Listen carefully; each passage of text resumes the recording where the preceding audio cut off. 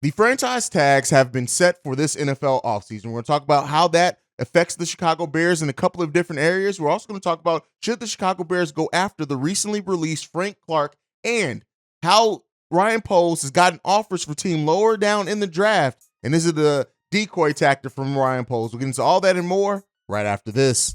You are now tuned in to Chicago Bears Central, your number one place for all Chicago Bears news and content. All right, Bears fans, welcome to another episode of Chicago Bears Central. I'm the host here, Haize, holding it down for C-Dub and Bobby on the daily episodes as I do every single day. And so we're going to start off with a recently released player. Kansas City has released Frank Clark. And this has, he's a player that has a reputation for, showing up in the playoffs largely. He actually has 10.5 sacks in 12 playoff games. And he has 22.5 sacks in 55 regular season games. So it just goes to show how he steps up his game in the playoffs. He's also a player that's going into age 30 and could be looking to get a nice amount of years on that contract to kind of solidify him there. Now, while I understand adding Frank Clark, who is a defensive end that we could definitely use and would definitely be an upgrade over a player like Travis Gibson or whatever else the Chicago Bears currently have on the roster, we do expect that the Bears are going to be pretty aggressive at targeting some players for that defensive line, be it in the draft or in free agency this offseason.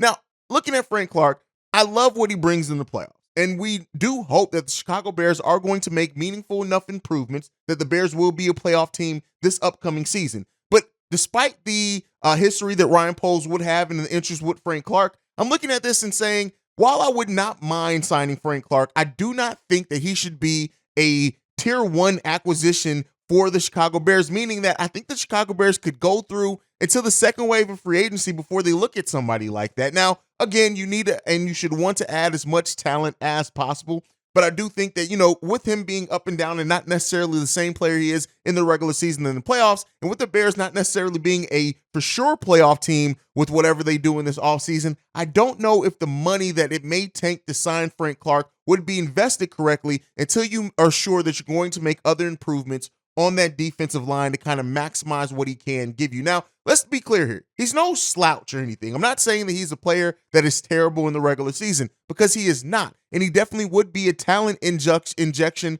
for the Chicago Bears in an area that we clearly do need it. The familiarity with Ryan Poles also bodes well. We know that Ryan Poles has had a history of going after players that either him or head coach Matt Eberflus share some history with.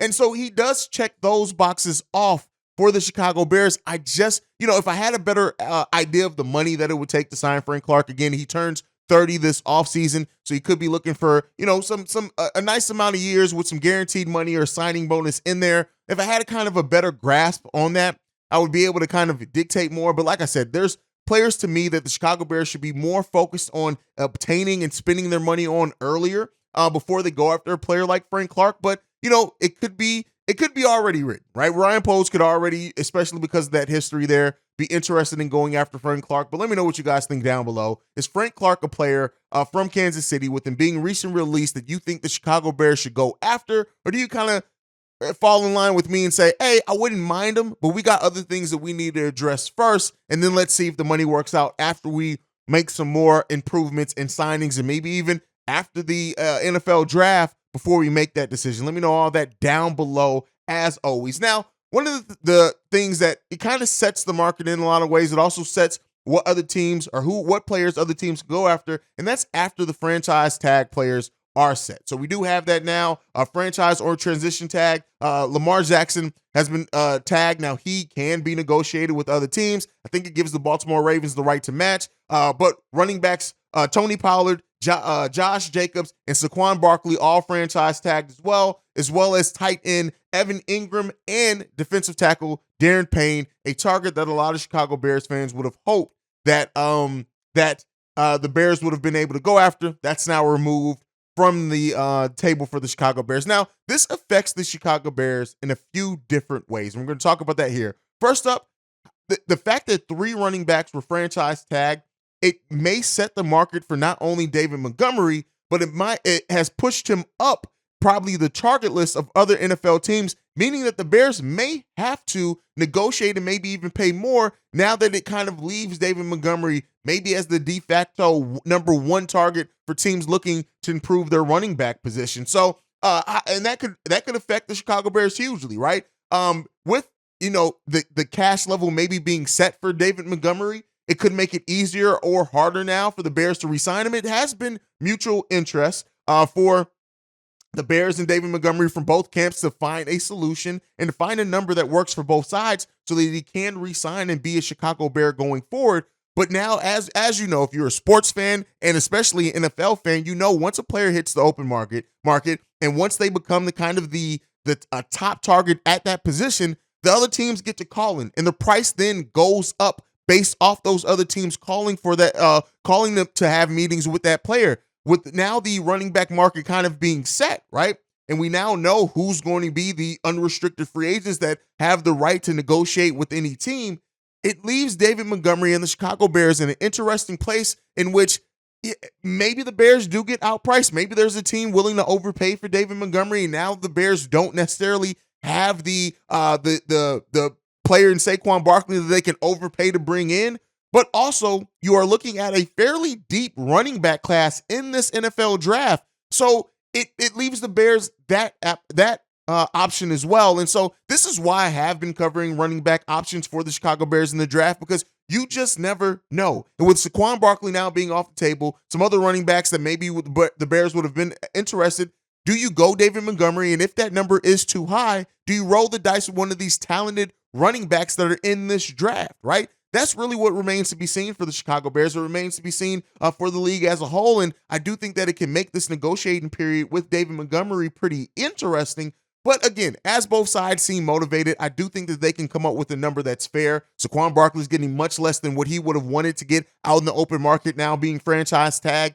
And, the Bears could use this as a way to say, hey, listen, we didn't franchise tag you. We're not going to. We want to sit here and negotiate a deal with you that is going to be mutually beneficial for both of us. They could work out some things in signing bonuses to keep that yearly salary down. There's a lot of options that the Chicago Bears dispense. And in an era of creative finance in the NFL, the Bears could get interesting if they do want to hold on to David Montgomery. Now, another player that was interested that may have been franchise tagged but was not, that's Orlando Brown, not franchise tagged. So that does leave that option open for the Chicago Bears. Now, again, there have been some people that say that we should not pay for Orlando Brown Jr., and I completely understand that. But another player that's now on the open market that the Bears could go after.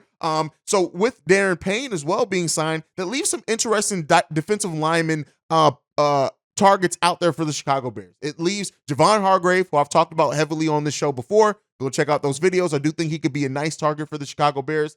Dalvin Tomlinson is another one. And then veterans Michael Brockers, Sheldon Rankins, and Fletcher Cox all out there on that defensive end. Not as thrilling of names as Darren Payne, but definitely pieces as you look to also add depth in the draft and other positions in free agency that definitely can come in, help bolster that defensive line for the Chicago Bears, and they could go after. Now, one of the more interesting things of how this franchise tag area has left the Chicago Bears is that now Lamar Jackson he headlines the group of players that were franchise tagged. And so another team could potentially sign him away, also giving up 2 first-round picks to get a lot done. And so that situation is at least worth monitoring, because what that means for teams in trade talks with the Chicago Bears for that number 1 overall pick. So again, kind of the franchise tagging portion of free agency being done, it leaves the Bears in an interesting spot in a couple of different areas. But Ryan Poles, if he has been prepared as what it seems like he's going to be, it has absolutely, this is something that he's planned for. It's something that he's had in his folder that he knows could have been an option.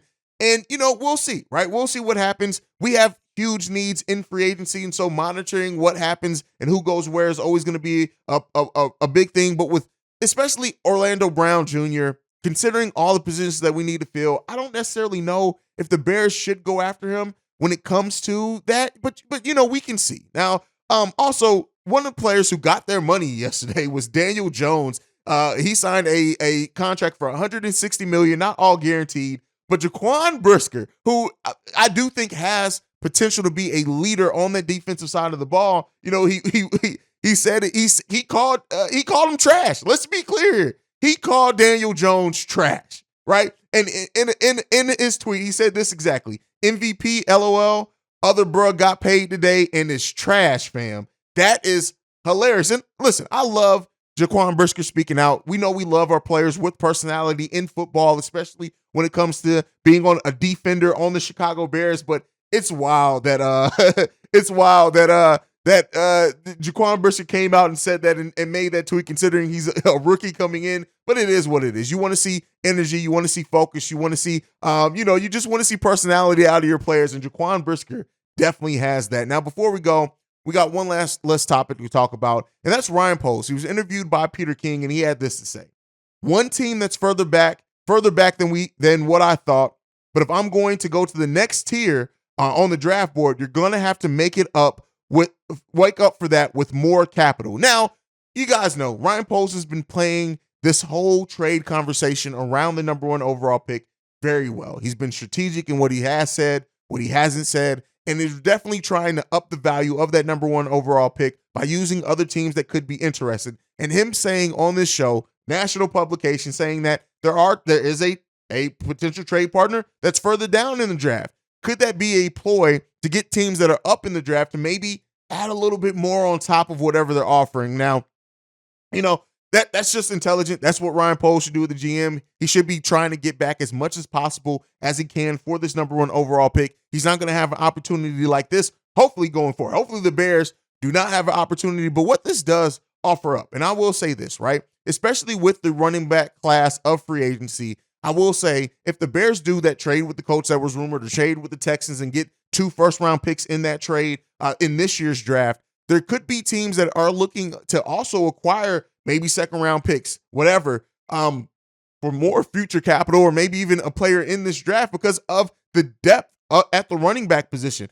Ryan Poles is really set up, and we've been focused so much on the quarterback, at least me here on this show, but there are so many other positions and depth pieces that teams could be going after, especially when you see how free agency plays out, that the Bears could be getting an even bigger haul back. But I love how Ryan Poles is playing this. I love how Ryan Poles is he's maneuvering like a virtuoso. As we said in yesterday's episode, he is doing all those things, and he's handling this part of the offseason correctly. He's just doing a great job at it. So we'll see how it turns out for the Chicago Bears and what that deal ends up meaning once that domino does fall, as far as the Chicago Bears trading that number 1 overall pick.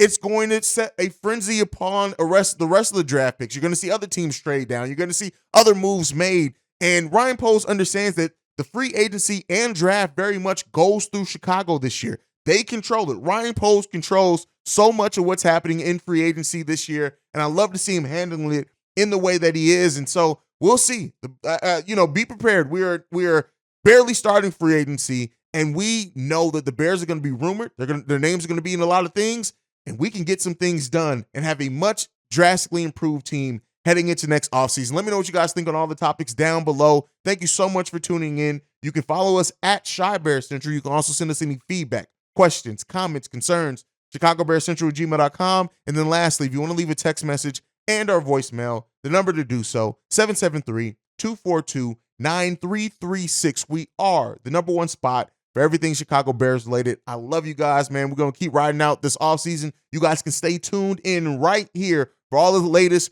breaking news as the Bears start making signings, trades, whatever it is. If news drops, we drop. It's very simple around here. But like I like to end every episode on, bear down. Love you guys, man. Have good days, y'all. Peace.